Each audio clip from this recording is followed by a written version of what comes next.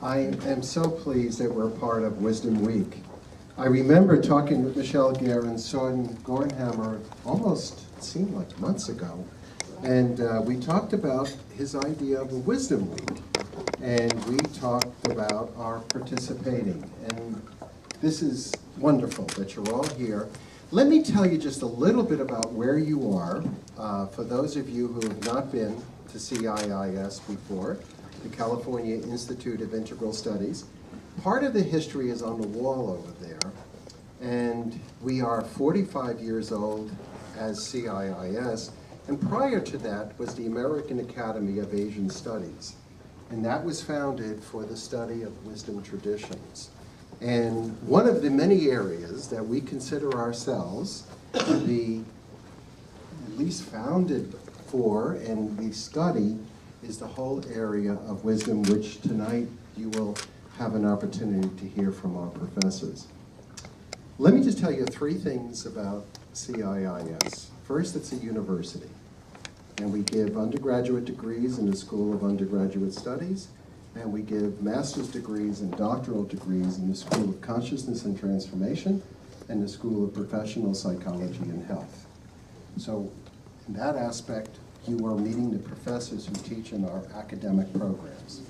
We also have public programs and performances, of which is sponsoring this evening, and there are materials over there to tell you both about the academic programs and about the public programs and performances. And if you take a look at that, you'll see so many of the themes that you will be following at the Wisdom 2.0 conference. Many of the speakers, in fact, many of the teachers that will be there are people who speak regularly here. So I want to draw you to that. And then thirdly, we have 6 counseling centers in San Francisco. And this is in the area of counseling psychology, of which we educate more counseling psychologists than any university in the world. In counseling psychologists and clinical psychologists. And our students, I'm very proud to say, when they take the state exams, finish #1 on the California licensing. So we have a program that has been very significant in terms of healing in San Francisco, and certainly have become a part of San Francisco. So welcome to this aspect of Wisdom 2.0, and I'm going to introduce you now to Professor McDermott. Hello and welcome. Thank you, Jake. Thank you all for coming this evening. It's really great that you've invested your time and your energy in delving more into this question of wisdom, especially in our hurry-up, accelerated era. We really appreciate the alliance with Wisdom 2.0 and the fact that we were able to do this as an affiliated event for all the exciting events going on this week. So welcome to CIS. Gathered here are 4 professors representing distinct specialties. Each of them have been a program director or is currently a program director of the department in which their discipline resides. And because they each represent a different philosophy, spiritual practice, wisdom tradition, some of them ancient, some of them ongoing, some of them contemporary, it's a really exciting thing to be able to introduce you to these, because we know it's been Soren Gadamer's founder of Wisdom 2.0 to really look at how to make this connection between the new mindfulness research and practices we see now and innovation, and sort of teach business that the old ways don't always work. What are the new ways of connecting and finding self and going deep and creating authentic community and a sense of peace? So what has been Tech's answer to this? Well, I tend to think as a medical anthropologist that it's been another flurry of hurry-up apps to help you relax. We have another approach here. What we want to do is create a real alliance with that tech sector and say, for those of you who are interested in maybe going deeper, going into a line of inquiry that involves integral education, embodied practice, rigorous scholarship, community service, all the facets that integral philosophy means to us here at CIS, well, we offer you this taste of wisdom practices. So thank you for joining us. And with that, I'm just going to introduce everybody. Ready? the wisest of all here is Professor Robert McDermott, who is absolutely a world-class scholar in his fields and represents the entire canon of Western philosophy that we know in a classical sense, and especially extraordinary writings on Sri Aurobindo, who's sort of the spiritual innovative founder of why CIIS is even here, and Rudolf Steiner, which he can also, he's going to get some questions from me about. Maybe some of you know that name too. Alka, no, I'm going to introduce Professor Craig Chalquist next, who heads up, Robert heads up, directs our program here called Philosophy, Cosmology, and Consciousness. It is both a master's and PhD program, and he'll tell you more about himself too. Promise? Yes. Do what I'm told. That's how he stays out of trouble. Professor Craig Chalquist, next to him, represents the Earth for us tonight. He is a professor and director of the East-West Psychology program, which he has some ideas about renaming things that signify the broader reach and scope that the program really holds. He is an expert in something called terra psychology. I'm going to fascinate you with his ideas of myth and archetype and how it leads us to connect to the Earth and its wisdom. Professor Alka Arora, the gorgeous gal here, right? And she is actually the director of our Women's Spirituality program, which is undergoing some morphing and including a broader scope as well. Probably going to have a name, something like Gender, Women's Spirituality, and Social Justice. It's in the process of that right now. Heads up a master's program and a PhD program. And she'll tell you more about her specialties too. And finally, our beloved trickster, at the end, Professor Stephen Goodman, who is a world-class scholar in Buddhist Indo-Tibetan traditions, is what we call him. Especially Mahayana tradition and Vajra. Say the other one. Just say Tantra and everybody will know it. And get them more excited as well. Okay. More from Stephen soon. So as you see these four professors, you know, you can think classical philosophy, contemporary eco-psychology, gender and women and social justice, and extraordinary contemplative Buddhist practices that actually lead to joy and contentment. Four distinct areas. How exciting to see them all represented here. You're going to have a chance to ask them a lot of questions, but right now I'm asking them to each kick off with at least 10 minutes, and I'm a good timekeeper with one question to them each, all right? In the order that you're seated. So for Professor McDermott, is wisdom an abandoned ideal in the 21st century? An abandoned ideal. Mm-hmm. I guess. Is that better? Can you hear? Yeah. It's on? You can hear it. Okay. If you can't, raise your hand. Is wisdom an abandoned idea? Well, not recently. It was abandoned in the West in about the 16th century, I guess, would be the best place to put that. Maybe Francis Bacon.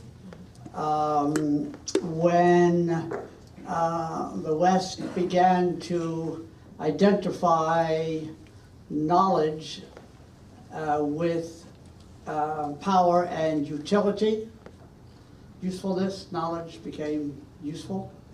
It was always useful, but it was understood to be primarily or essentially useful. The criterion of knowledge became then useful. And that's been the dominant view increasingly, and certainly by the 18th, 19th century, it was established and hasn't been seriously challenged since. The major challenge goes by the name Romanticism. So the great conflict is between Enlightenment, which was the 18th century version of knowledge worth having, and the 19th century generally then witnessed this attempt to introduce wisdom as a counter to knowledge, which is sort of the highest level. There wasn't anything above it deserving to be called wisdom, and what knowledge was useful power, effect, etc. So in philosophy, psychology, certainly social sciences, and I would even say in science in the West, there's scarcely any attention to wisdom as a meaningful inquiry, and to claim to have attained it, or for someone else to attain it, is, I would say, in our culture, highly suspect. So the paradigm, the way of seeing the world, interpreting the world, and the way we behave in relation to that knowledge is pretty much, does not have much need, or thinks it has very little need, if any, for wisdom. So it's kind of exciting to have somebody like His Holiness the Dalai Lama, who is identified with wisdom. But of course, he's in the West, blessedly, but not a Westerner. So, but we don't have very many, if any, people who we as a culture, or even a subculture, identify as wise. And we immediately think of the Dalai Lama in terms of wisdom and compassion. And I, for one, think of him as not just having wisdom, but being somehow an instantiation, a making real of wisdom. That's kind of exciting. Then we could go on and talk about how that's possible. How could he be that, and what is it like, and how come he has that and we don't, we being the West, though we're sort of getting it from him. Anyway, I don't know if you want me to talk more. I have another question for you. Yeah. Your 10 minutes are not up. And this question really has to do with evolving consciousness. Because you've looked at Rudolf Steiner, you've looked at Sri Aurobindo, and both of them have had this sort of sense that move the ideas forward in life. Well, they are both evolutionary. Aurobindo, Steiner, Teilhard de Chardin, I think of as the three most emphatic, confident evolutionary thinkers. Big systems, you know, with an intelligible past and an intelligible present, leading somewhere to some better goal. And they certainly have a hope that it will all work out, and their favorite terms for the future will come to be, but there is no, they're not, they don't think it's determined. I don't think any of them think it's determined, but they have the hope that it will work. And if it does work, then yes, that would be the triumph of wisdom. Aurobindo uses the term the life divine and supermind, and Teilhard talks about the omega point.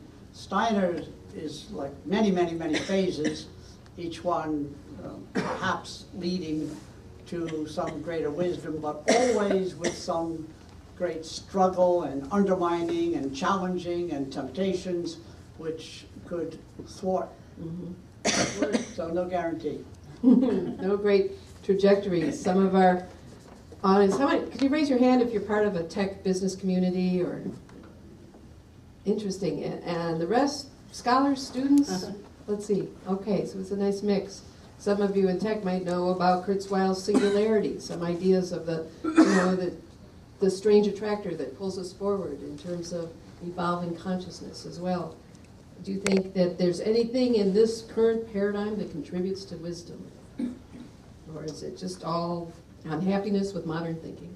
I'm not so thrilled with the option, with the alternative, that particular choice. I know, you have 4 minutes to answer. Okay.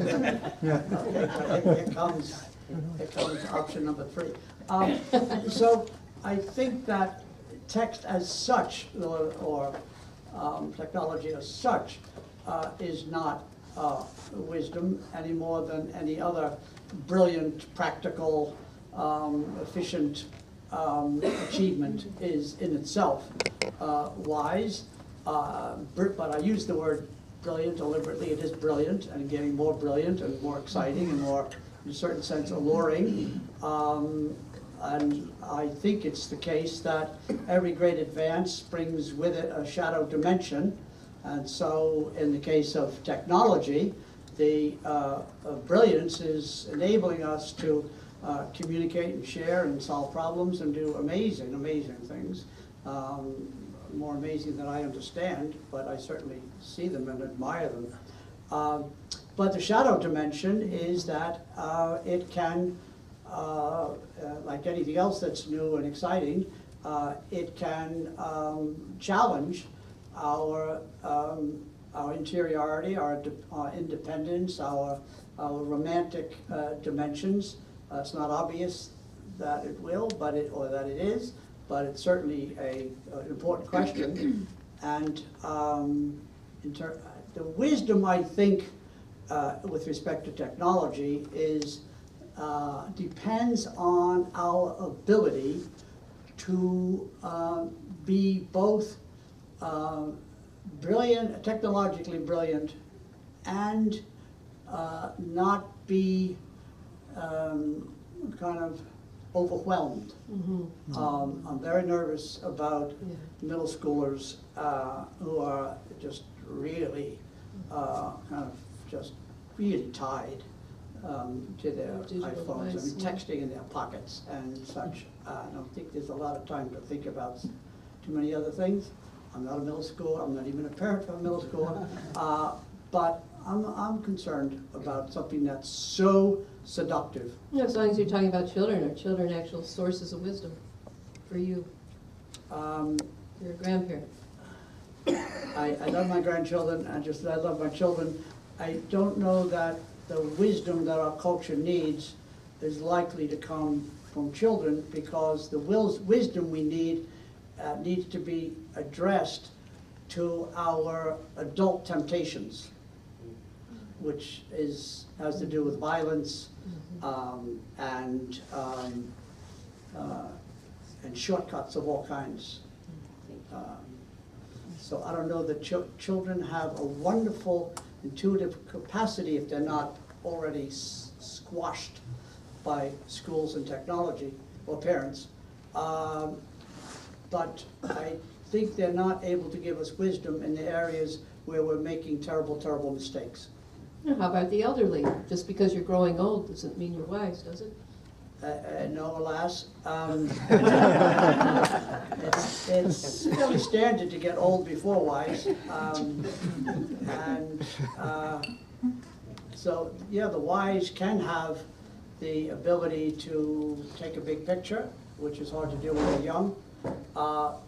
But the elderly can also be squashed by circumstances, can also be fearful, can also have given up their romantic imagination in order to cope and survive. Oh, Could. thank you. It could happen.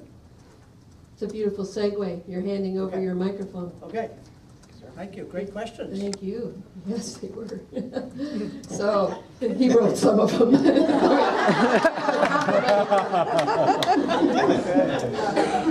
I want to give credit where credit's due.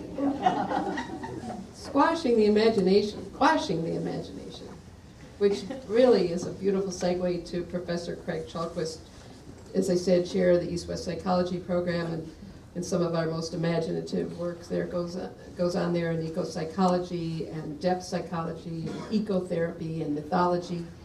And Craig has looked hard and fast at the weaving of ancient myth and archetypal legend and how it can shed light on contemporary events and on wisdom itself here.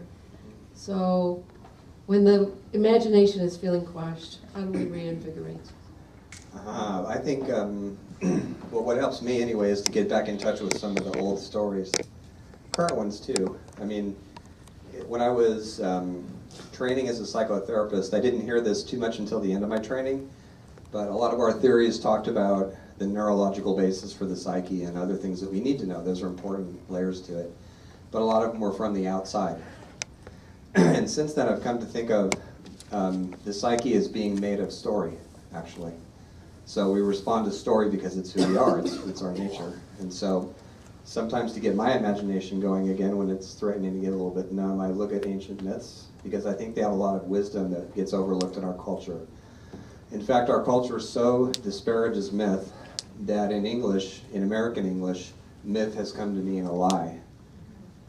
Whereas a myth, the way it's usually held by traditional people, is as a sacred story of some kind that can tell us things. And in that I would compare a myth to a dream. I think similar tools can be used to understand both. And I'm thinking of my psychotherapy days with a client who was having trouble with a dream because both dream and myth speak in a metaphoric language of symbols, unlike our linear left brain thinking. So the potential integral value in studying myth is that it complements our left brain thinking with, and I'm speaking metaphorically about this too, about our more right brain, in quotes, ways of processing things. So the client I'm thinking about was very good at her job. She was in, as I recall, this was a long time ago, but she was in marketing. She was very good at it. She hated it. And she came in and didn't connect her anxiety attacks with what she might be doing for a living. And she had a recurrent dream of window shopping for a new outfit. She was a really sharp dresser, and she would wear a certain kind of outfit to work as part of her job as a marketer. And in the nightmare that she had, she kept seeing a mannequin in a store window with her face. So that was her introduction to the idea that not only that her job was freezing her soul and that she needed to find something more fulfilling, but that dream and myth both are our mentors in thinking not just in linear terms, but in symbol and metaphor. They both tell the story exactly of what's happening between each other and our relationship to the natural world, but they do it symbolically. So that's the trick in trying to figure out what they're saying. You know, you've talked before on this concept of terrace psychology as well, and how the landscape seems to keep recreating the story that feeds you in. Can you give some idea about how stories recreate themselves, and particularly in relation to the earth? There's a story that we're going to be talking about in a class I'm teaching right now called Archetypal Mythology. And very often, nature is very present in myth, and some myths can do different things. They can tell us what to do about contemporary problems, not in literal specific terms, but just as problems that humans have always faced. And they can also tell us paths we shouldn't go down. So as an example of that, there's an old Greek story about a king named Erisichthon. And the ironic thing about this story, by the way, is he has the word chthon in his name, which means earth. And he got inflated one day and he decided that he just needed to build a bigger and bigger and bigger palace. So he began using up all the resources, as we would say these days, in his country. And eventually, he ordered his men to cut down the sacred groves of Demeter, who is the goddess of all the things that grow in the world. His first mistake. Yeah, a big mistake.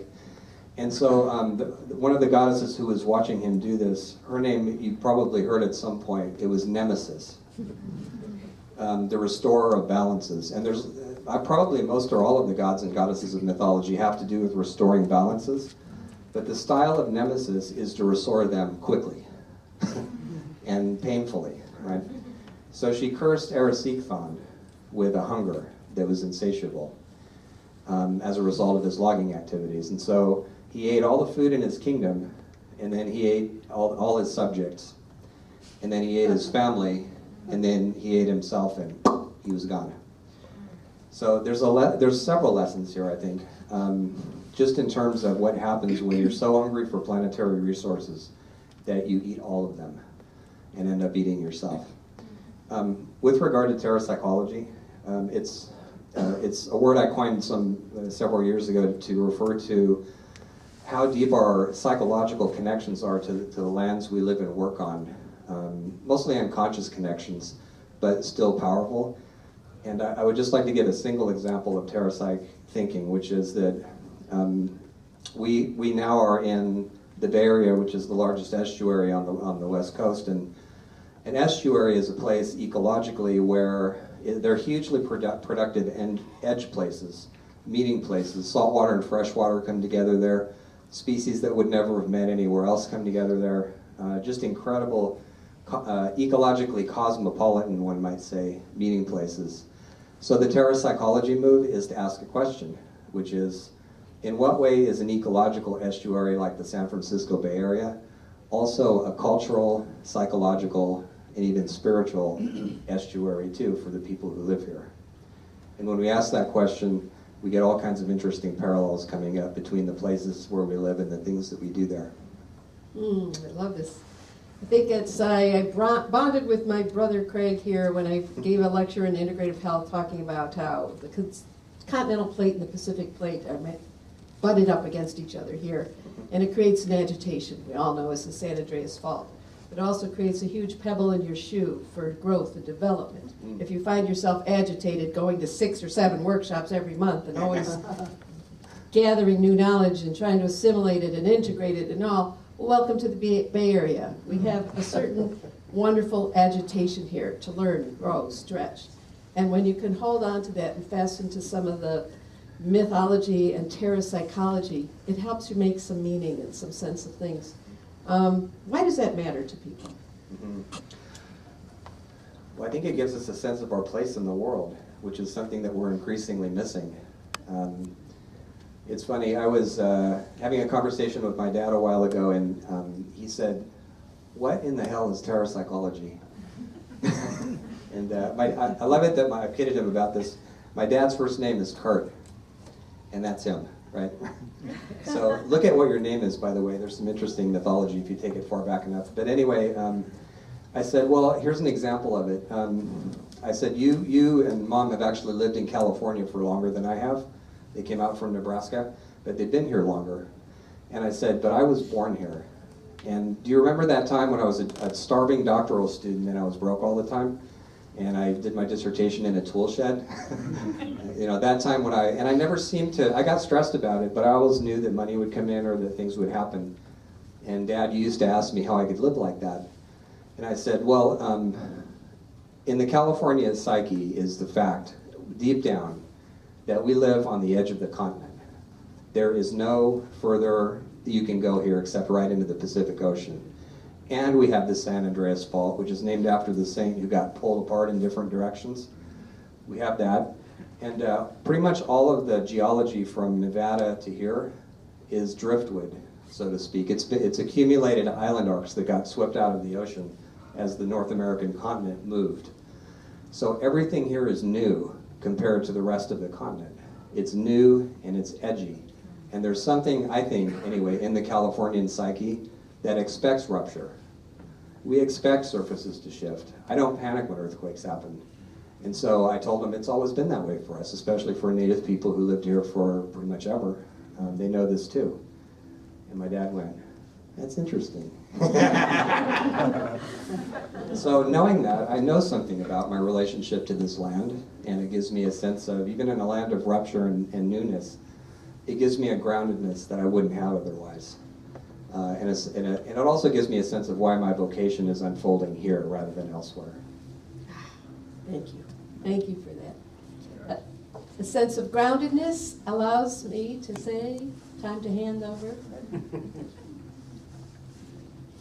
Again, Professor Alka Arora is the director, program chair of our Women's Spirituality program, which is also a gender, women's spirituality, and social justice. Her research includes spiritual activism and multiculturalism and feminist theory. And I really honor the way you are holding up a wisdom tradition here, because people often think of wisdom and say, wow, that's a long succession of males. Aristotle, Plato, Tennyson, Dalai Lama, you know, and they can rattle off 30 names of men. And where are the women in the wisdom traditions? And after that, I want to go into some spiritual bypassing stuff with you too. But at first, if you could really look at the study of gender, spirituality, and social justice, and just how it relates to the attainment of wisdom. Thank you. So one of the things that I thought about when I thought about preparing for today was what is really at the core of the Women's Spirituality program and what we try to teach here. And I would say it's really this integration of this idea of wisdom or inner spiritual development with critical thinking about power. And usually when we think about, spirituality and critical movements for social justice, they're often seen as in opposition to each other. And in some ways, they rely upon, metaphorically, again, as Craig noted, different sides of the brain in order to access our, depth of wisdom. Sometimes means we need to sort of quiet down the more rational parts of our brain. But I think that what's really needed as we move forward in this current age is bringing those two together. And what we do when we take this critical thinking about power and we look at wisdom traditions, we ask ourselves, whose voices have been considered wise? And whose voices have been passed down historically? And we see that oftentimes it's been, as you noted, the male. And I would also say it's not just been the men, it's also been the elite men, whatever the priestly caste has been of any given culture. And so when you take a feminist perspective or a critical perspective on that, you start to ask, who are the other voices that we haven't heard from? And that's not to negate the voices of, the male spiritual teachers, whom we've all learned so much from, myself included, but it's to see that as a partial picture and not a complete picture. And so then we have to look at who have the women mystics been throughout time. It's also looking at, the wisdom that comes from oral traditions, from indigenous traditions that have been suppressed under colonization, and folk traditions. So it's really about looking at subaltern and submerged knowledges as sources of wisdom. And so when we apply critical thinking to the question of wisdom historically, I would argue that it democratizes the concept of wisdom. And I think that's really important today, not just when we look at, so-called teachers and historical figures, but democratizing the wisdom of our contemporary times. And you asked earlier, if I may, as a feminist, break the rules here a little bit, the question that you asked Robert about the technological age. I think that one of its benefits, although it does have challenges for sure, is that it has democratized our access to knowledge. Mm-hmm. Now, if it's democratized our access to wisdom, remains to be seen. But I think there's some potential there. Thank you. Mindfulness-based stress reduction has been the darling of the Wisdom 2.0 conference. I think the founder fell in love with John Kabat-Zinn, brought him in, and has been trying to introduce mindfulness in every corporate practice there is. You, with your kind of deep-seated spiritual practice, I believe it's Buddhist contemplative, is it right? Largely, yes. Largely, all right. Yeah. A contemplative practice of any case, all right. We have similar feelings about what happens when mindfulness is used as a tool for feeling better, but not radical transformation. It seems to get bypassed. Right, so I'm glad that you brought that up, because the other thing that I think about is when we don't take our critical thinking about power into our contemporary searches for spirituality, I think we often can result in spiritual materialism and spiritual bypassing. So in the concept of mindfulness, the concept has become very psychologized and very secularized. And I actually don't think that that's all bad. I think there's a lot of positives to that. I think that the introduction of the concept of mindfulness, which originates from Buddhism, coming into the healthcare fields and coming into the stress reduction fields, I think that's wonderful. I think the problem is that when it stops there, and it becomes simply a tool for individual adjustment to a stressful situation, or to a fundamentally, sometimes an unjust situation. It may be helping one adjust rather than actually question. And the other teachings, the Buddha really emphasized not just meditation, but also sangha, or community. And I think that's one of the things that's often been missing as it's become used as a tool for just an individual therapy or adjustment or stress reduction. Thank you. So much of what our tech sector really prides itself now is more equal opportunities for everybody in the workplace, more passionate communication. There's a company called Zappos. I believe he's one of the speakers at the conference, at the larger conference. And they have 10 core values. They're really exciting. Even Twitter has within its mission statement that one of its core values, that we passionately communicate with each other with a certain openness. But a lot of these values are often thwarted by the really high stress workload that goes on there. And how can feminism itself serve the workplace as a spiritual tradition? Excellent question. And I did not give her that question.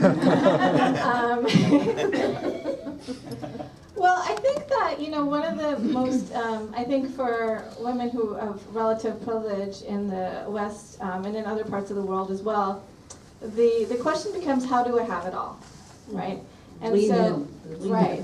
So, as we've gained more and more power in the workplace, we're often still expected to be the ones to, take care of the home and children and aging parents and so on and so forth.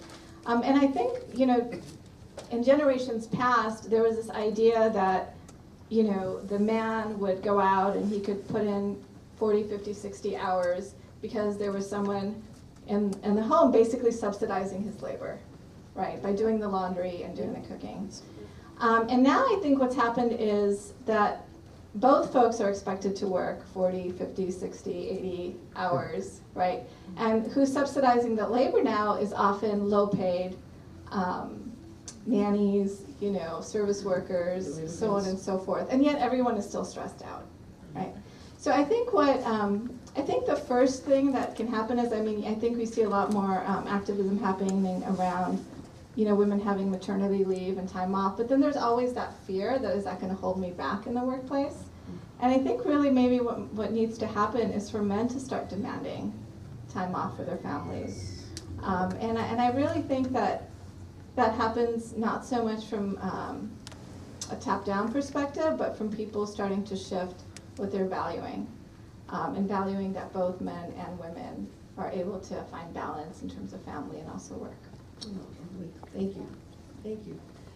It reminds me of the New York Times article, did we all see it this weekend, talking about the equitable partnership, saying, watch out, there's no sex anymore.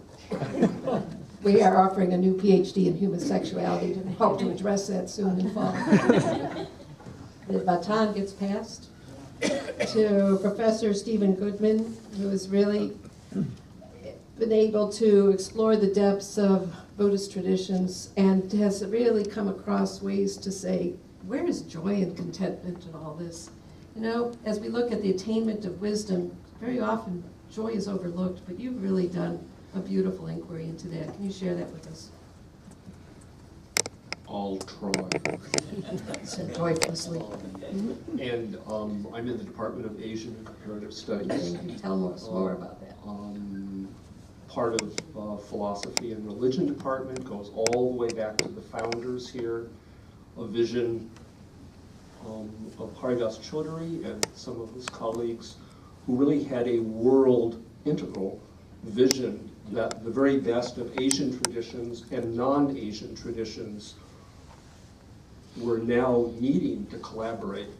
And this was many, many years ago. It was a great honor to be part of this multiple perspective, passionate community of learners. So if you don't know about CIIS, maybe this is just a little catalytic introduction. Joy's on the horizon there. A couple of quick things. Nemesis.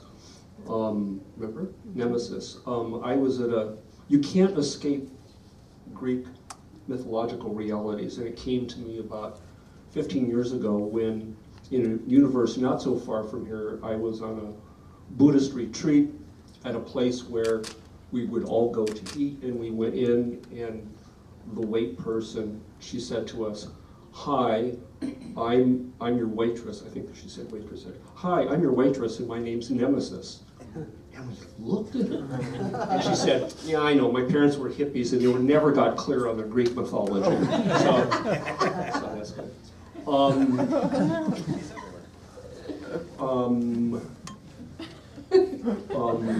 Guilt-ridden, joy-challenged seems to be part of the Atlas-like burden of a disconnected, not yet Gaia tradition that's usually associated with the West. Joy challenge, guilt-ridden. There's a really, really great book by Demayeux, a French social historian, with the cheery title of A History of Guilt Culture from the 11th to 18th Century. He has great quotes that in northern France, come to know thyself so you'll know what a truly miserable being you are. It's like, the lapsed Unitarian in me took great offense at that. You know? So we do have this kind of tradition. One of the earliest occasions that I had to speak the three-letter word joy in a corporate setting was, and I forget the karmic connections here, I got invited to go down to Apple and give a talk for one of their lunch groups. And the title was The Joyful Art of Downsizing Anxiety. Okay?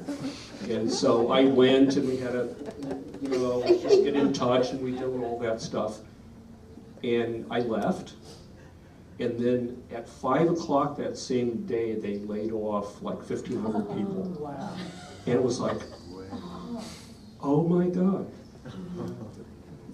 These are Garland of non sequiturs, by the way, in case you're wondering. We'll get a question soon. What are the causes Joy. of suffering? Joy is an antidote.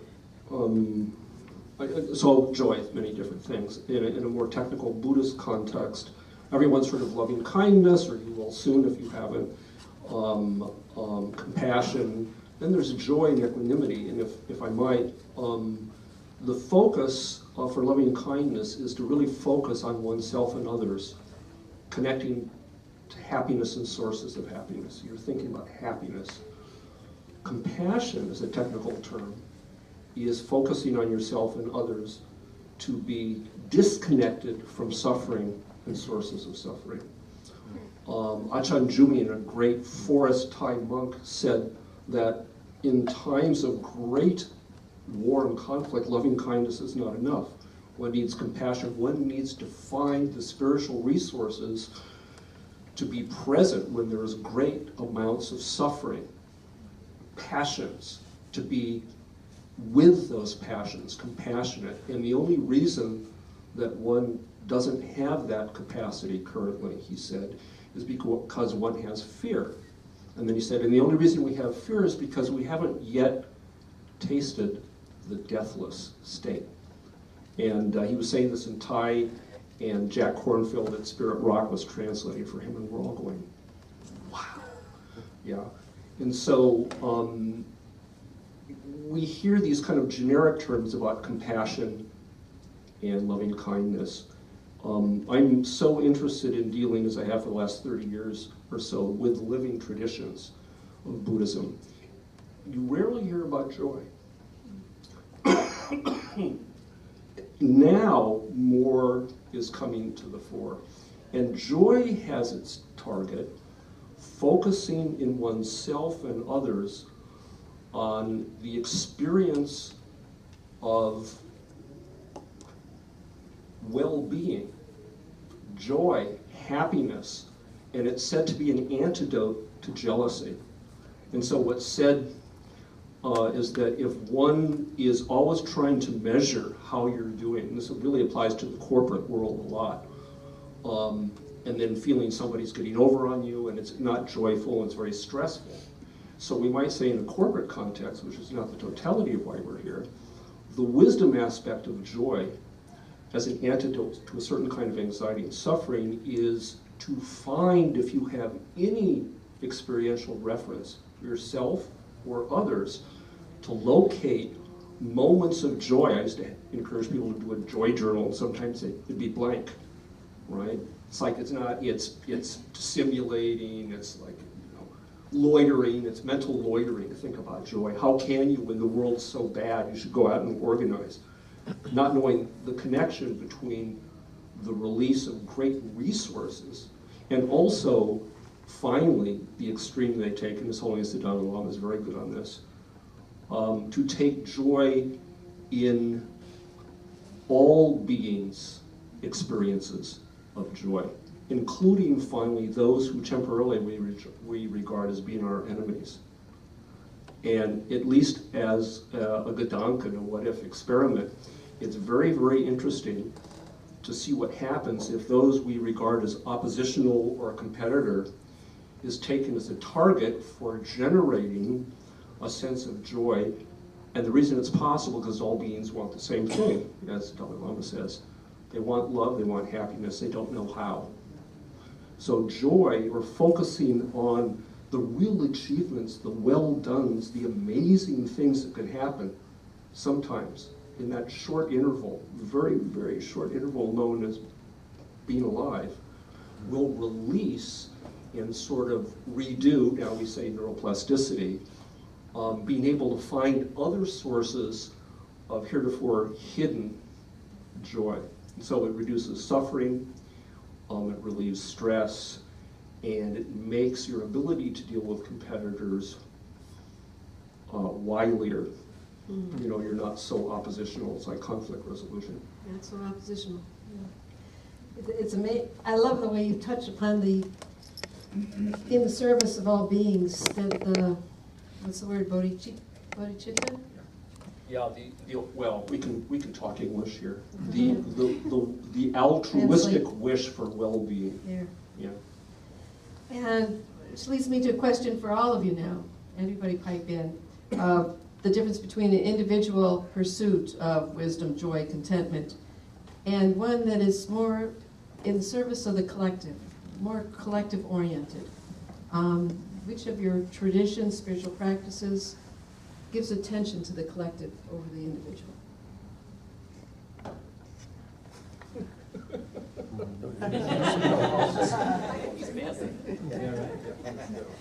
Well, you know, the thing that I was thinking about while Stephen was speaking about, you know, the, sort of the joylessness of sometimes the corporate world and also like the activist world, right? Because there's always a struggle and there's always something we're fighting for.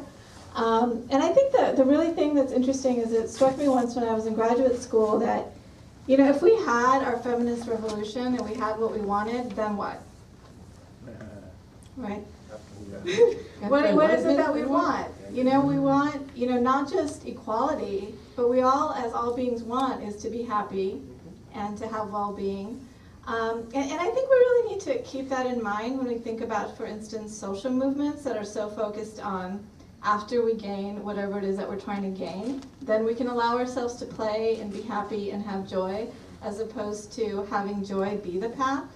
Not to, you know, negate the fact that struggle is a part of life and suffering is a very real part of life, and there are times we have to, you know, prioritize one thing over play, but to not forget that, you know, we don't need to keep postponing our joy till after the struggle has been achieved. And that's something that I think about, you know, as a feminist and as a woman of color, that every moment that I can have joy means that I'm moving my cause forward. And I think that's also serving the collective. So, thank you. The problem of the individual and society, or the collective, to me was poignantly thematized after World War I in Freud's, Freud, he's a guy that, you know, sometimes we can read. Civilization is Discontents, in his more modern version, Herbert Marcuse, Eros and Civilization. We have these drives that we're not in charge of. There is a kind of chthonic upheaval that's going on all the time. And a life well lived is we haven't totally freaked out, right? That's about it. I don't know where that falls on the Maslow scale. Yeah, there's a Richter scale on the Maslow scale. How do you reconcile this? And in the contemporary context, and the Buddha, who was the historical Buddha, who was an advisor to kings and oligarchs and all different kinds, really suggested that one look deeply into what they think is the ground of their personal motivation. He said it's largely unconscious karmic drives, which is the collective inheritance, which you can find out about later, and then one can read Jung to find out how to do that. Okay, and that one is always in community.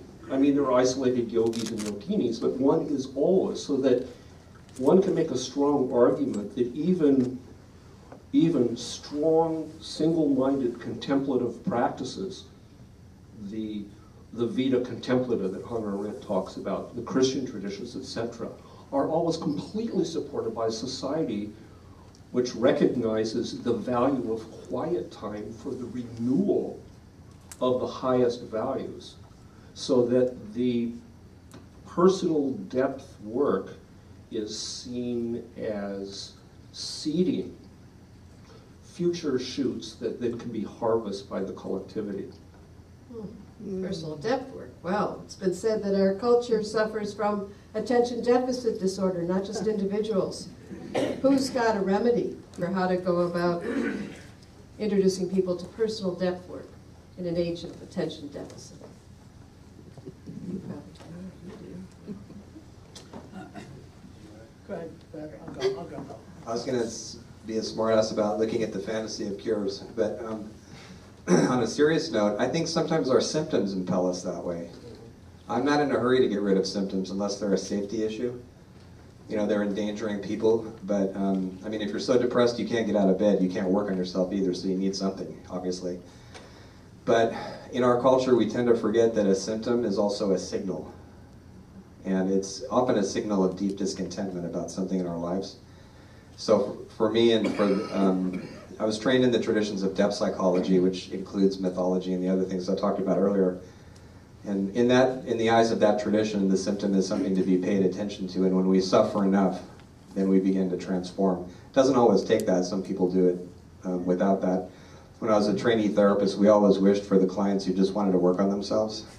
You know, why are you in here? Self-realization. All right, give me that client. I'll take that one, you know. But they usually don't. They come in because their marriages are falling apart, or they hate themselves, or their kids are driving them nuts, or whatever. So there's a wisdom in the symptom that prompts us forward into asking ourselves, you know, are we ready for the deep change now, or are we going to just try to make things better and go back to our normal way of functioning? Thank you. Introducing one to personal depth work. You have many decades as a philosopher and as an educator and as a mentor for people doing dissertation work, which is a personal depth work itself. How do you mentor individuals into that state? Apart from the reference to civilization and its discontents, I really liked what Stephen said.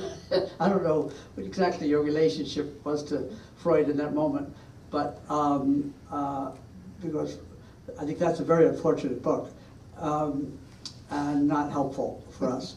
But so much else that Stephen said about in direct response to this question, I would have been tempted to say. So I'll put it in my own terms. I think you were asking about the collective overwhelming the individual, and of course the individual can either successfully overwhelm or try to overwhelm the community, but the answer would seem to be the middle way, whether it be Buddhist or some other tradition. Aristotle's very good on the middle way. So as I see it, the individual and some larger reality, social or earth, or set of ideas or tradition, family,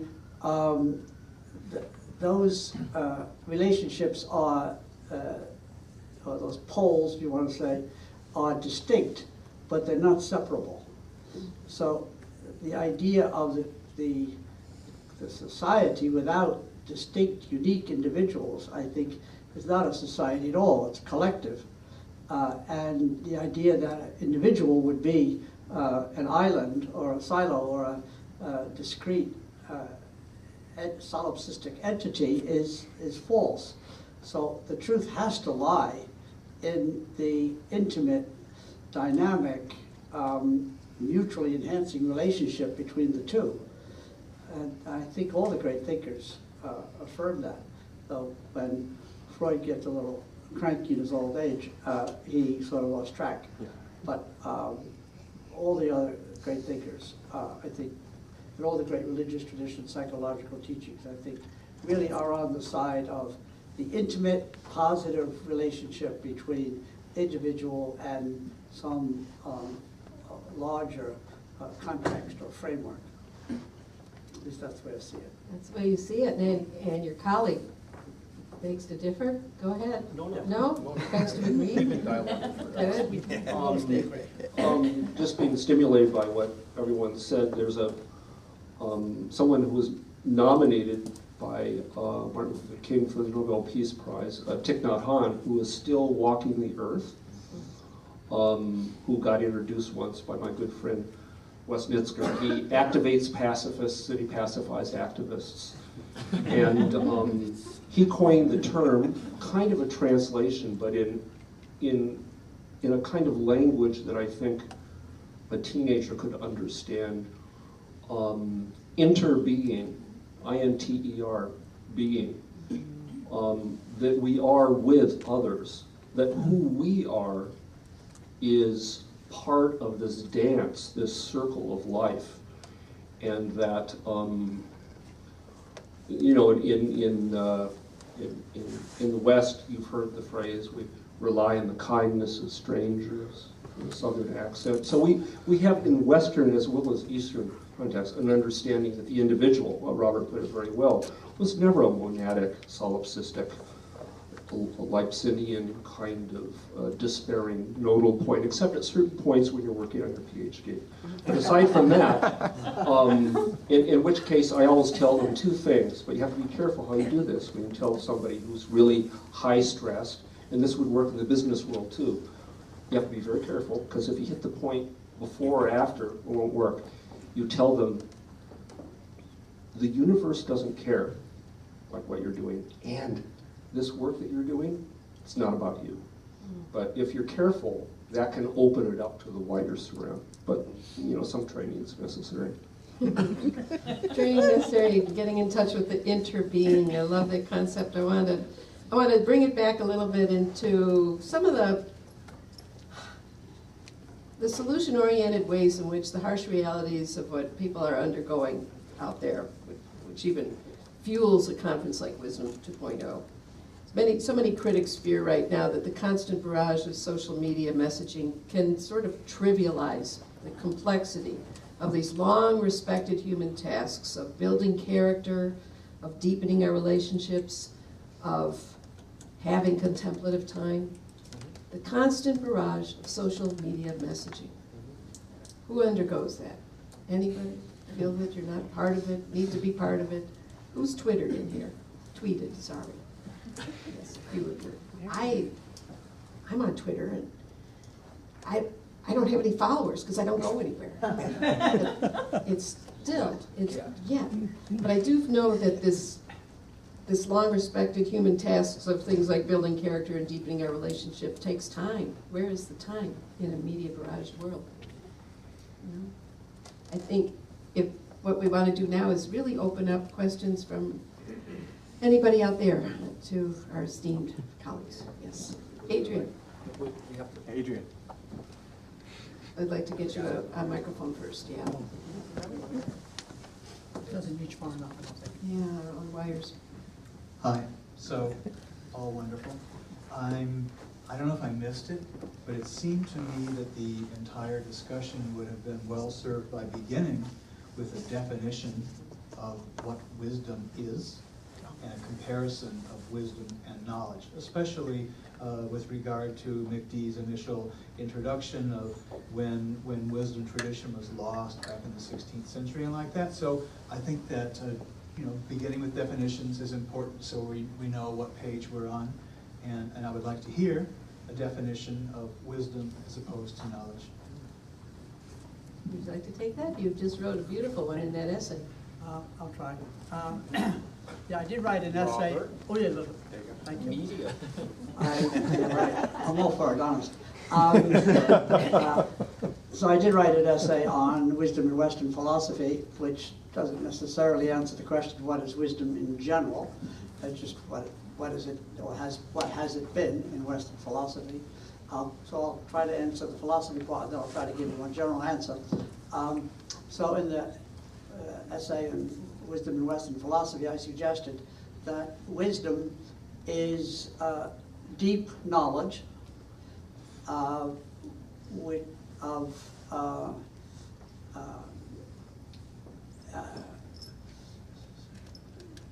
deep knowledge that leads to creative, beneficial action, and that the action issuing from deep knowledge is then a source, it could be a corrective or it could be a confirmation of whether the knowledge is really deep. So this is, you could say it's a definition, but I really think of it more as a characterization. The difference being that a definition really says what it is and what it isn't. And I think characterization is better because it's a description that deliberately allows for other features to emerge and to come into view. And I think wisdom is sufficiently large that it's almost certainly the case that if we try to define it, we will give some characteristics and leave out some others that are very, very important. So one way to go about it is the second part of your question, namely, well, if it's really wise, how is it distinct, not separate, but how is it distinguished from knowledge, which in turn can be distinguished or without separated from information. So for me, wisdom has the kind of depth and scope that it includes the widest possible range of knowledge without conflict, in a way that is harmonizing. It includes a very wide range of perspectives that can somehow be sustained without conflict, contradiction, crackle. I've read this essay. What's love got to do with it? That's love got to do with it is that love, for me, is close to wisdom in that it is the state or the activity which affirms the deepest, most fundamental range of alternatives which would otherwise be in conflict. So love lifts the conflicts to a higher and truer synthesis. Thank you. More questions? Thank you, Let's Adrian. put, does anybody else want to respond? That's a very important question. Please, and then I have some. My response is brief. I think of wisdom as the sort of knowledge that answers the question, so what? Because knowledge on its own, I think about, children learning math and looking at word problems about buying, 5 oranges plus 8 oranges, and there's, a little kid would say, well, I hate oranges, so this is irrelevant. So it's really knowledge with a certain purpose. And I would say that the deepest wisdom is knowledge that has its purpose, the well-being of all beings. Thank you. Nice segue. I'd like to give a Western philosophical response and then an Asian, and the latter really segueing from what Alka said. We may or may not remember that the question of what is wisdom in its Greek form, Sophia, was thematized very, very early on. And the patron saint of these, to use a mixed metaphor, was Plato. And there was the question, there was a group of folks who later were called sophists, and they claimed, or at least the later tradition said, these are the people who have a definition of wisdom, and then they teach it. And then there was another group that said, well, maybe we should have a kind of open-ended acknowledgement that there's a multiplicity of perspectives, and what's most radical, and perhaps the real so what, is the search, the love, the urge, the craving for wisdom, the philos, the love of wisdom. And so we have the word philos Sophia. And ever since, those who yearn, for whatever reasons, to have a kind of settled sense of definitions of wisdom get labeled sophists. And I would say that when those sophists are in power relationships You know, what did you dream? Oh, that's right, we told you what to dream, said the talking heads. In other words, we told you the definitions you have to learn, right? The Romans had people learn Latin when they went into different areas. They had to learn Latin, and the suppression of native languages. So the search for wisdom, being open, multiple perspectives, philosophy, different from sophists, they're settled. Asian perspective, wisdom, we've heard of wisdom and compassion. Wisdom is said in these traditions to be the practice of seeking out open-ended, multiple, heterogeneous perspectives on everything. And Trungpa Rinpoche once said, the bad news is we are all falling in space. The good news is none of us will ever land anywhere. But it's kind of a response to the silence of infinite space. What is the proof that one is continuing the quest and being renewed or enriched by this wisdom, this openness, this multiplicity of perspectives? Increased, robust, empathetic connection with living beings. That's a compassion. Compassion is the test, the diagnostic test of whether or not, at least in certain Buddhist traditions, one is authentically practicing wisdom. Otherwise, it's a kind of maybe narcissistic, power-related holding pattern that then can be enforced on others. Thich Nhat Hanh said in Being Peace, the first aspect of the path to true happiness is right view, which means to be open to the multiplicity of views and know that all views are partial. And he said that one should practice to never be conditioned by views, including the views, said the Buddha, of Buddhist teachings. And Thich Nhat Hanh was particularly concerned about children, and that how parents imagine, Steinerian or otherwise, teaching children to question authority, but with a kind of loving attention to the multiplicity of perspectives. So that's wisdom seeding at the level of kids. Great. So I was the oranges kid that Alka mentioned,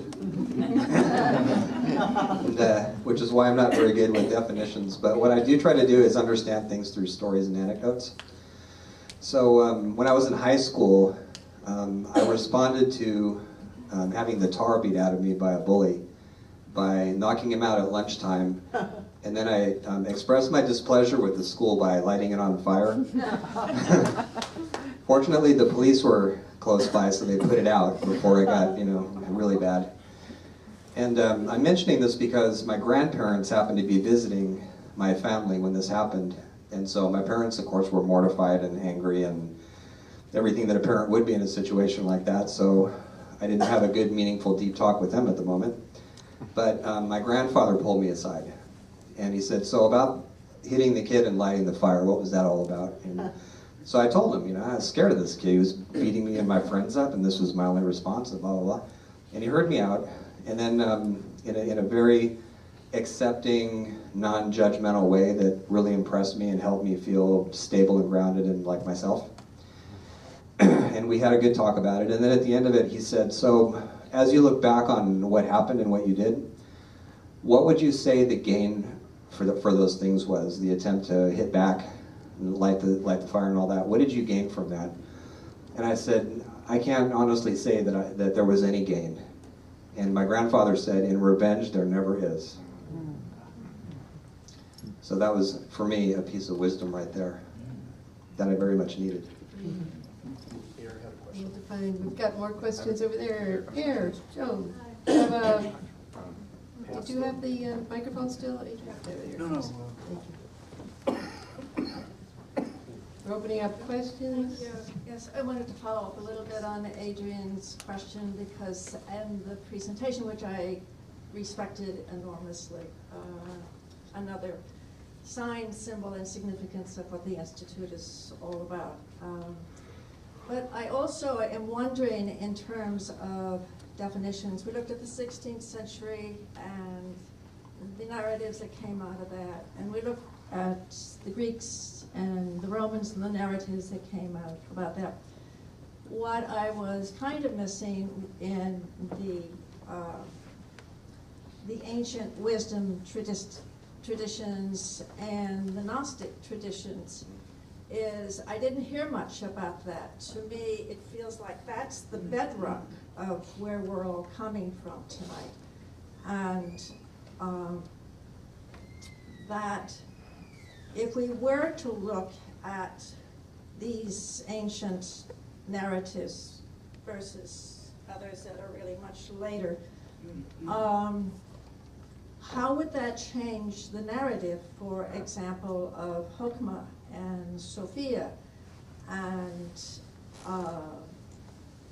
that are so apparent both pre the canonical traditions and then become subsumed in the canonical traditions. So they're pre, and then they begin to disappear in these canonical conditions. And so some of the things that I heard, and Craig, it's always especially so appealing to me to have an opportunity to hear you speak again. And when you're speaking of terrapsychology or eco-psychology or eminence, or Steve and I heard hints of what you were saying, for example, for dissertation students. We have dissertation students that are so in the way, it's very hard for the text to actually ever really come to alive. And then we have others that are truly the conduits in the process, which seems very wisdom-based into these ancient pre-canonical and canonical texts. So I'm wondering if we were to look at the base, at the origins, would it change the narrative or the story at all that we have heard tonight? To look at the gnosis itself. Well, to look at wisdom traditions, as I said, pre-canonical, which they were very much in existence then, and then they began to get subsumed, especially in the New Testament and the Hebrew Bible, a lot in Genesis especially, and how the tree of wisdom, and that changes drastically.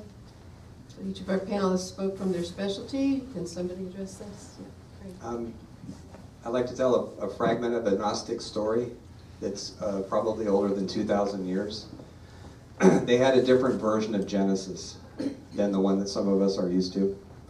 So in their version, in one of their versions, because the Gnostics tried to avoid something that they referred to as hylicism, which is an old word for literalizing, reifying, turning a story into an ideology. They try to keep their, as far as we can tell, they try to keep their stories alive and subject to multiple interpretations. But in the fragment that I'm thinking of, it's actually Eve who's born first. And as a direct emanation of Sophia, the wisdom goddess who lives in the 8th realm between heaven and earth. And when Adam is created, he's created by beings that the Gnostics refer to as archons. And you could think of them as really heavy-duty power principles. The name literally means rulers. So the rulers create Adam, and they're afraid of him when he comes to consciousness. So they deprive him of his ability to move around, and they just kind of leave him on the ground flopping there and go their way to wreak other havoc in the world. They're messing up Sophia's creation by doing this. So Eve, being a messenger of light, directly connected to Sophia, finds Adam just kind of laying there like this, you know, flopping around like a fish on the ground. And she calls him by his name and says, "Adam, awaken and beware of the deep sleep," which the Gnostics, today we would say beware of unconsciousness, culturally called unconsciousness. And Adam wakes up and gets up off the ground and says, "You will be known as the mother of all life." And it was to your voice I responded.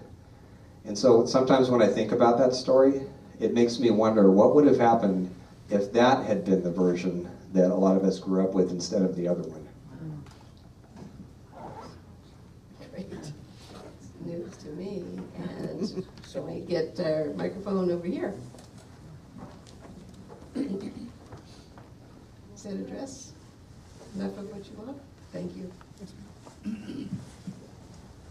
Hi, I'm just wondering, in the 4 decades that CIIS has been, what do you see as the evolution in your course offerings, and especially recently with the mainstream interest in mindfulness, and how has all this affected what you guys do here? Very good. Yeah. As a former president of the Institute, you can really look at trajectory and Very future. good question. Yeah. We definitely didn't give that question. Okay. Microphone closer. So, I don't think any of us has all the parts to be able to answer that question. So it's going to be whoever responds. It will be our president over there, our current president, who was president longer than I was. It'll be somewhat anecdotal. We haven't done data collecting on that question. Though we have some data about who we are and who we've been. Trying to answer. When this institution, California Institute of Integral Studies, originally called Asian Studies, was founded in 1968. It was founded by 2 people, husband and wife, and particularly by the man who was an accomplished philosopher, spiritual teacher, meditation teacher, East-West person, fundraiser, administrator, and very charismatic. So he had really all the parts, and a very, very smart, tough wife. So they really were a great team. And so if he had not died at age 65 after 7 years, the school, I think, would have evolved much more quickly and I think securely. Right? That said, the school then, and for some years after, was confused, ambivalent about whether it wanted to be a graduate school or wanted to be an ashram, and if it wanted to do both, it wasn't sure that it knew how to do it, or there were lots of opinions about how that could happen. I would say that through the 80s and some of the 90s, the school, both deliberately and of necessity, maybe even some external pressures, definitely selected the accredited graduate education model with as much interior, spiritual, affective dimension as the group could sustain within those strictures. All right. I would say at the present time, let's say the last, maybe 10 years, I think many people in the school are more conscious, more determined to sustain or develop that interior dimension because the fear of losing it is more real. Mm-hmm. So I think there is a sense that we are very successful now. We're really respected academically. We have good scholars, good students, balanced budget, all kinds of good things. And that satisfaction can work against the risk of teaching, practicing, honoring, being public about spiritual practice, spiritual ideals, and some courses we teach that are outside the dominant paradigm. So I'd say we're in a healthy tension. We haven't lost our mission, but it is always in jeopardy. It's a little bit like freedom. It's always at risk. That's how I read it. I don't know whether our president wants to. I would agree. Thank you. Nicely said. Perfect. Nicely said. And you're a good reason for the sustaining and deepening of the spiritual dimension of the school, truly. And that includes within our I don't need that, thank you. That includes within our School of Professional Psychology and Health as well, which is always challenged by state mandated and federally guided prescriptives for what an academic curriculum is all about. And as such, we're always holding that tension of reinforcing with our students a self-care practice, a spiritual practice, an embodied practice. And I would say CIIS, and I've taught at other universities, is one of the only places I know where you can still do some deep spiritual reflection in an academic paper. And maybe we have guidelines now that no, not 70% of your paper, maybe 30% of your paper, but it's always kind of a finely tuned, nuanced tension that is held. I like the fact that it is a dynamic tension always being discussed. Thank you. Other questions out there? Wisdom, what are you passionate about? Yes, over there in the corner as well. Okay, but he had his hand up first. Yes. So to talk about technology and wisdom as it applies is very interesting to me. I work for a company where it's all talk about exponential technology and just really pursuing what's the next biggest thing and how this is going to change society. But one of the things I've noticed about the company I've worked for is there's a little bit of lip service in terms of how is this going to affect people, but it's not how is this going to affect people, should we pursue this? You know, and I feel that's kind of what can be said overall as a Western society. We're so focused on progression, we almost, in my mind, need something like Amish communities, where they don't just, they're not technologically Luddites as they're, really portrayed. They honestly talk about how is this going to affect our community. So I guess my question would be, how can we as a society, beyond politics and that, how can we, question what we are pursuing and what we're doing before we just kind of rush into technology as answers for everything? Great question. We all want to answer that. Yeah. We all want to discuss that. Yeah. That's partly what we're here for as a school. We're in the in-between space between the stimulus and the response, making space for reflection on what we do and why we feel the way that we do and where we should go. So that's part of it for us as educators. And also, I think, one of the reasons I'm such a fan of the humanities, besides all the good stories, is they allow us to learn from our mistakes. So when you see other examples, or even mythic examples of what happens when you get possessed by Promethean enthusiasm, and you go rushing headlong into things like that, projects, then there's very clear examples. One of them actually is at the bottom of the ocean right now. It's called the RMS Titanic. And the odd thing too about that from a mythic standpoint is that in ancient Greek mythology, the Titans were a race of giants who were in a really big hurry to do things fast their way. And they fought against the rightful gods, the Olympians, and they lost. So Zeus, to prevent them from making more trouble as out of control giants, locked them up in a box and put them on the bottom of the ocean, where the Titanic ended up. So Titanism might be a word for that which we should avoid unless we want to have the same fate as a civilization. And on a lighter note, there's also in folklore, there's stories like the Sorcerer's Apprentice, where the young magician thought he knew what he was doing, and he got all the tools to sweep and do all the other housework for him because he didn't feel like it, and then they got their own agenda. And as one of the creators of the atomic bomb put it, the tools get hold of you. And so stories like that can tell us too. And by the way, that story has a good ending because the real magician comes home, the elder magician, the one who knows how things work, and he stops it. So our elders need to be in all of this too somewhere, our elders as a culture, instead of being shoved aside. We need their wisdom and their stories and their history. Thank you for a great question. I think we've got more people to answer the question of the tyranny of production and consumption. Well, I think that sort of ties back to my earlier statement about, but also the wisdom of so what, right? What is the ultimate ends of these technology? And my other statement earlier on is for whom and who benefits from this?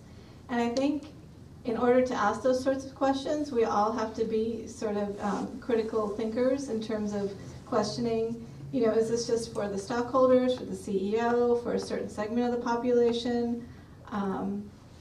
And honestly have some of a critique of this capitalism that has no limits, right? Because what it really is about is endless growth to where, right? And it's currently it seems like it may be to ecological destruction. And I think that it really takes each citizen asking those questions, not to say that there isn't a value of technology, but to say what are ways in which technology might be used to actually help remedy some of the ecological crises that we fit in, and to factor in the for whom and the so what, not only for humans, but for all life. First of all, thanks for your question. Today, you may know that Google, Facebook, and a few others officially filed with the Department of Justice a cease and desist the rampant excesses, according to them, of NSA gathering, which is interesting. Maybe the Jolly Roger flag of do no evil will be hoisted again. And about a week ago, you know, I went to UC Berkeley as an undergraduate, Berkeley, so, you know, left coast, left in them, and capitalism, and now that I'm slightly older, you know, having had to support a family, etc., and having spent a stint in the business world, there's actually living people who, at their core, want to do well, don't want to do evil. Sometimes they're stuck in jobs at the higher echelons, whatever, or they were seeking a visionary venue for really ameliorating a lot of the bad things, and then after time they got, you know, dragged down. So I think this is not just a corporation problem, it's a kind of human collectivity problem. CVS, you may or may not have heard, decided to totally stop selling all tobacco products in October, taking a $2 billion hit. And you know, we'll read what really happened, but the visionary CEO might be the current equivalent or an instantiation of the hero. There used to be a time in the 19th century, the world historical figure, where certain individuals, given where they're placed at a certain point, and we find this in Greek myth too, can affect a great leveraging of moral awareness. And we know about the tyrants and power corrupting, but also those in a leadership position in corporations at the very top. And I know, you know, there's a lot of stuff about how to be a better CEO or a CFO and optimize, but what's your vision? What's your game plan? Is your mission? And so it turns out that if, at least versions that I knew, if you're only concerned about the bottom line, then that's not a mission. And at a certain point, the shareholders are going to be disappointed. You need a certain percentage of pure research or visioning for the development of actual products going online on stream to make a difference. So I would say the more that decision makers within corporations can be exposed to all the wonderful stuff that Google and others are doing in terms of Wisdom 2.0 is a great beginning of a response to your question. One more response here. I could, but you want to give another question or what? If there's a burning question out there, we only have 10 more minutes. Let's see if we can't field a few more. Oh, Right yeah, in the chat. Hi, thank you. It was an amazing presentation by everyone. I really enjoyed it. And I wanted to address Adrian's question briefly. To me, the difference between knowledge and wisdom is knowledge is temporal. It's something you learn in the moment. And wisdom is knowledge that becomes instilled and transcends time. So it's something that you learn that becomes cellular and becomes a part of your being and actually lives with you, in you, through lifetimes. And therefore you gain the knowledge through the experience. And often I think a lot of wisdom comes through suffering. But that's just on that note. And then on the other question on like where do we see the future of CIIS kind of moving, I'm a TA for Richard Tarnas in the PCC program.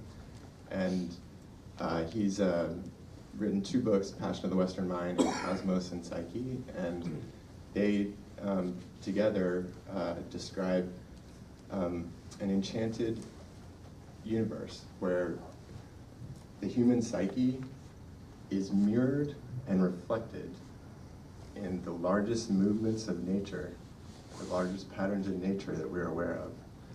And so it seems as though the universe, the cosmos, is allowing us, is providing this opportunity for us to gain a relationship with the depths of the interiority of our psyche that is mirrored and reflected in the movements of the planets.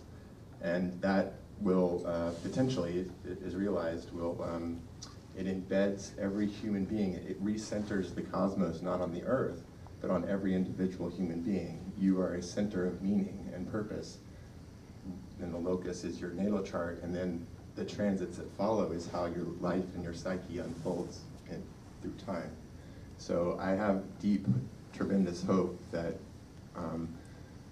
we're going to make it through this crisis in our civilization, and there is a new story on the other side where we can actually enter into a genuine relationship with the creative intelligence of the cosmos, the archetypes, ultimately. So. Well, thank you. I didn't hear a question in there, but I heard a commentary from a passionate CIIS student, which is Right over there. very exciting, very exciting. Questions? Question over here.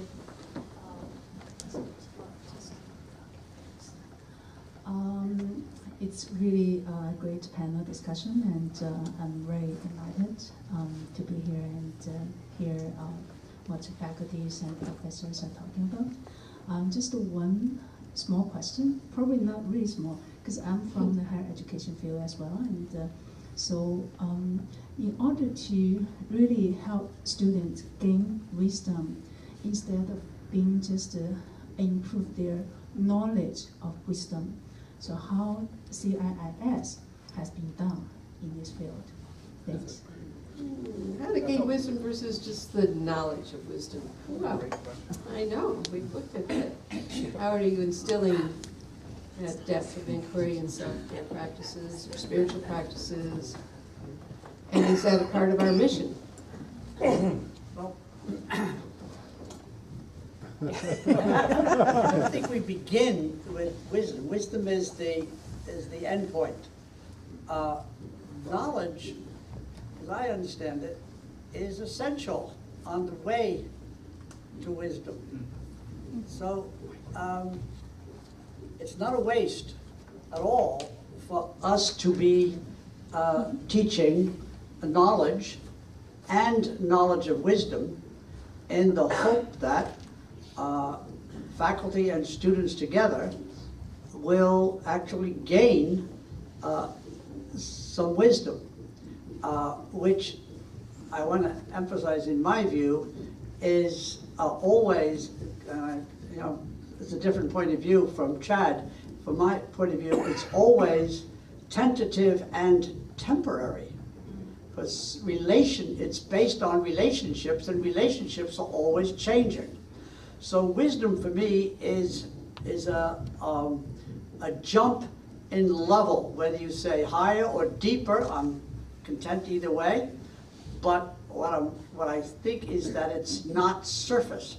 So if we accumulate a lot of knowledge, I think we're in a position then to switch to gain access to another level. We can go to the other level with very little knowledge, but I believe that the transition to a higher, deeper level will prove insufficient and will require us to get more knowledge. So these, to my mind, are not separable.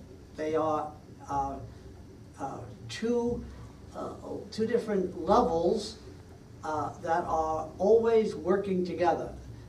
And to think that we have wisdom without knowledge, I think, is probably presumption. And to think that we have wisdom just because we have ordinary kind of knowledge I think is giving up too easily. It's giving up prematurely. Are you satisfied with that answer? Do you want more? Some other responses. Yeah, other responses. Thank you. More specific, Yeah, like yeah. the program setting, the teaching curriculum, how do the professors have students improve their wisdom? Thank you, I'd be happy to do that. In the Women's Spirituality program, many of us employ what I call an integral feminist pedagogy. And the feminist pedagogy draws a lot from critical theory and folks like bell hooks and Paulo Freire, who is a Brazilian philosopher, who really critiqued what he called the banking model of education, where the instructor simply deposits their knowledge into the minds of the students, and argued that that was really a way of maintaining power and privilege. And that in order to disrupt that, we had to sort of engage in allowing the student to also be a producer of knowledge that's sharing with the knowledge that they have in the classroom. So for instance, in classrooms in the Women's Spirituality program, that often means that we don't, we may have content that we want to deliver and lectures and so on and so forth, but that's generally not the core focus. It's oftentimes more of a dialogical process where we sit and we allow each person to sort of share their wisdom and their experience and their knowledge from their own life experience. But it's not done in a vacuum where it's just about personal opinions, but it's critical reflection on one's experience in dialogue with the others in the room and with the text that we are reading. So it's, Freire talked about this concept of praxis, which is reflection and action. So there's always this ongoing process of you learn from the expertise of the instructor as well as through your own reflection, and that reflection could be through journaling, through, simply contemplating, as part of your work outside of the classroom. But then coming back in and having that deep dialogue. And for me, one of the things that I really stress as an educator, particularly at the graduate level, is that it's not so much about can I give the students the answers, but can I help facilitate them asking the right questions? And then the integral piece of that integral feminist pedagogy is also recognizing that some of the wisdom that the students and the instructor will bring to the classroom comes from having our own practices where we go and explore the interior dimensions. So we're not cutting ourselves off, where this is a place where we can only bring our minds and our hearts and our spirits have to be left at home, but that we can bring all of that into the conversation. Thank you. Thank you. Perhaps a model that some of us who are educators, and I don't know at what level, we were blessed and cursed to primarily teach MA and PhD students. The few times that I've had to teach undergraduates, like at Rice University, it's just been a tsunami of multiple questioning and excitement. So it's a little bit limited in the hothouse of graduate. So, and we're all on a committee, a research committee, and Craig heads it up, and we're all on it. We are asking this question of our MA and our PhD programs, both in their particularity and then across the vision of CIIS. And the background is, given our mission ideals, how can we assess, how could we even know what would count, right? And so something that we've come up with, and there's different ways to talk about this, there's the knowledge base, which is what 99% of what most graduate schools and professional schools are.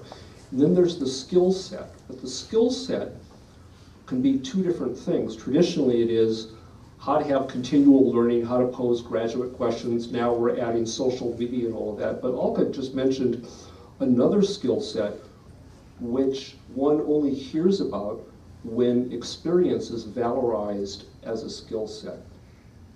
So imagine a deep inquiry experience of the student and the professor and other students in dialogue as a skill set.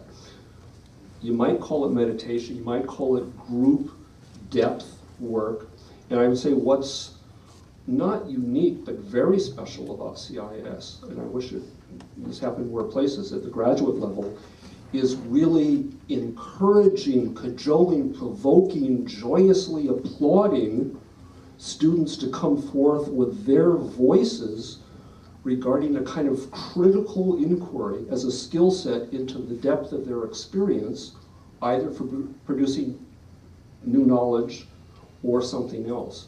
And so experiential exploration as a skill set, I would say, was a unique feature that we're looking at CIIS to really thematize. Footnote, how do you assess that? That's interesting, who knows? So hopefully that's a bit of a response. Experience. Thank you very much. Just one more footnote on that. I chair the Masters in Integrative Health, and it's a requirement within that program that students have an embodied practice as well. And about 70% of them, it includes yoga. About another, the rest are either in a Qigong practice, or some are doing a sort of a combined fitness, Pilates, yoga. They do all sorts of hybrid practices. But they have to have a somatic program on a daily basis, and they journal about it as well. And out of that embodied practice, we believe comes a real commitment and a deeper level of knowing and inquiry that they can engage with in the classroom. So there's different approaches, but for the most part, they all stem around our shared commitment to integral education. And Robert has always had a beautiful definition of that. I think we'll look for one more question, but I'd love to end with your definition of integral education. That's got a question. One more question back there first. Thank We're you. going to end with that later. Thanks everyone for sharing your wisdom with us tonight. So my question is kind of dovetailing on this conversation about what are all these innovations and new technologies for, and it's but more about money. I think we're in probably one of the richest places here in the Bay Area that has ever existed on the planet before.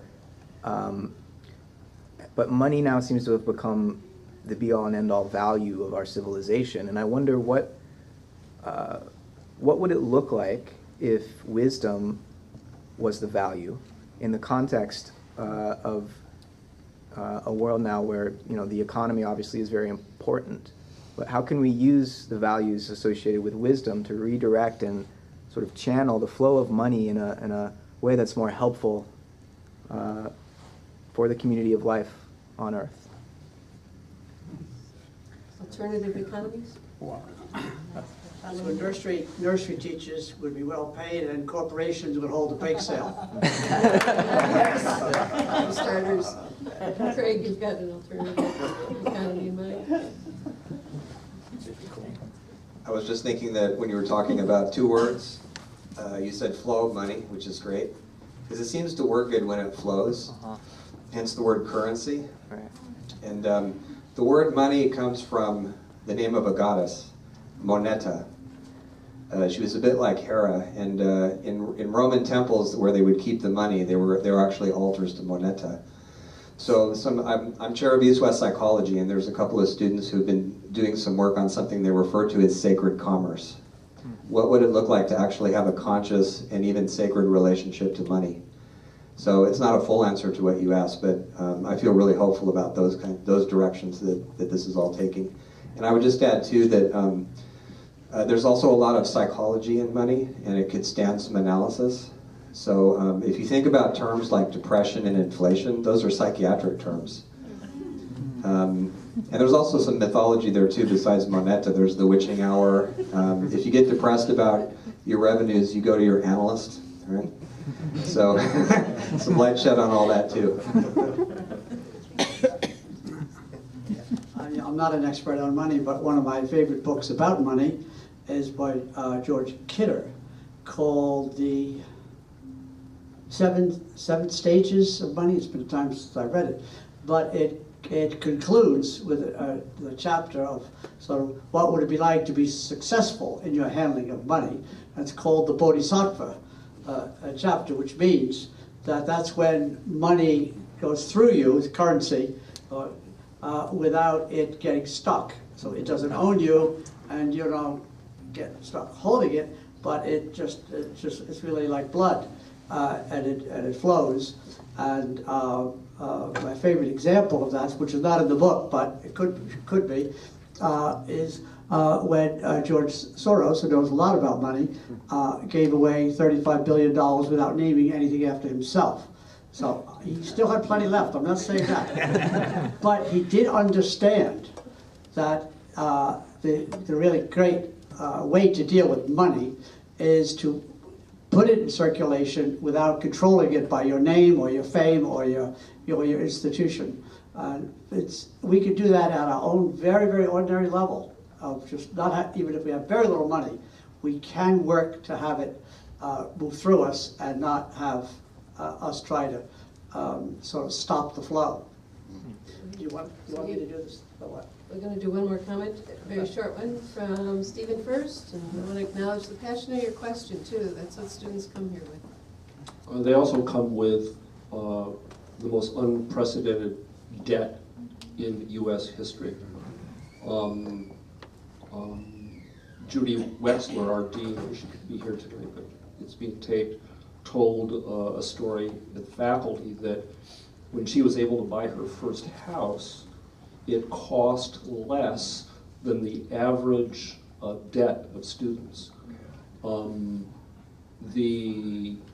400-pound elephant, or whatever analogy you want to give, of the incredible, undemocratic servitude and chattel that, voluntarily or not, our beloved children and soon grandchildren are going into higher education is one of the great conundrums, one of the great challenges.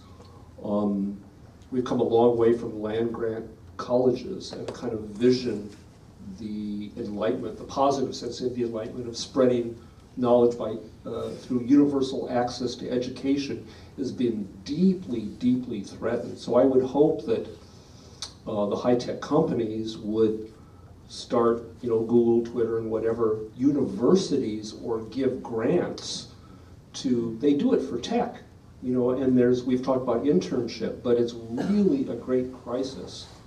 So it's one thing to have Matt's question about, well, what's a sacred relationship to commerce, but it's a little bit like, if I might say, fiddling while Rome burns. We want to have that vision, but Rome is burning, And I think the ecological crisis, the inequities that we have, and before the big earthquake, which will change a few things in California, we have this opportunity to really seed a generation of people that have a vision without somehow having them enslaved. It'd be great if they could pay off or be forgiven their debts if they did service, like CCC during FDR's time. All of this is possible.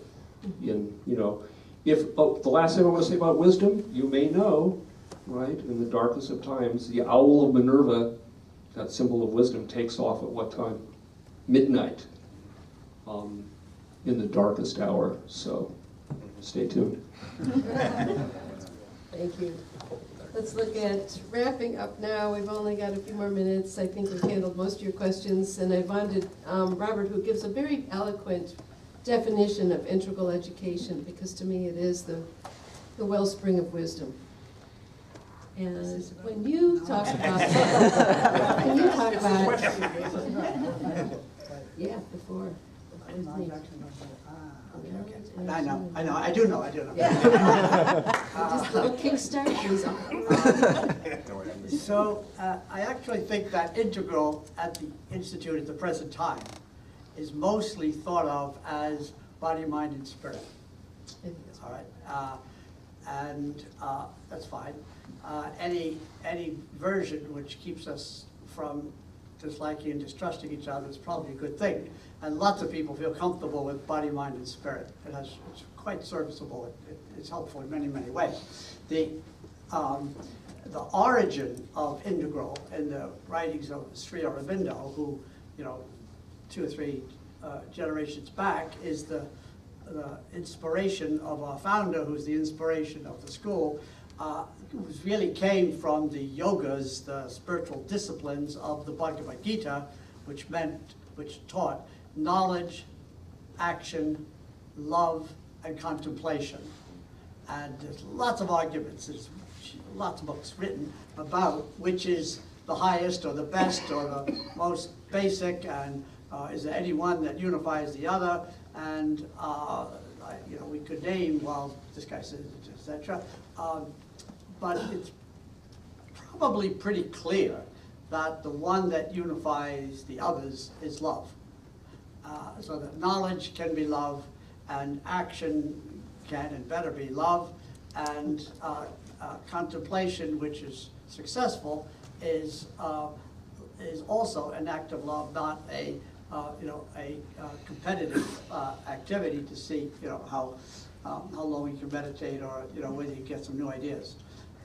So that is at the core of the school's mission and vision and discipline. Not everyone thinks of those disciplines, but I think if people hear them, they recognize, oh yeah. And I think we also could move over and do body, mind, and spirit, and get most, if not all, of what we would get with the original version, though there might be some loss either way. And nobody's in charge of this.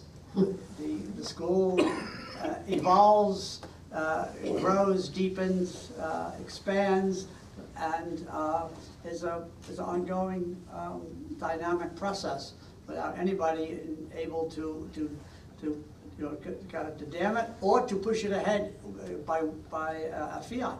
It's a complex institution, as a president can tell you. So, is that what you're looking for? That is exactly what I want. Okay. Thank you very much. Okay. Thank you for attending tonight. I hope you see this as an adventurous.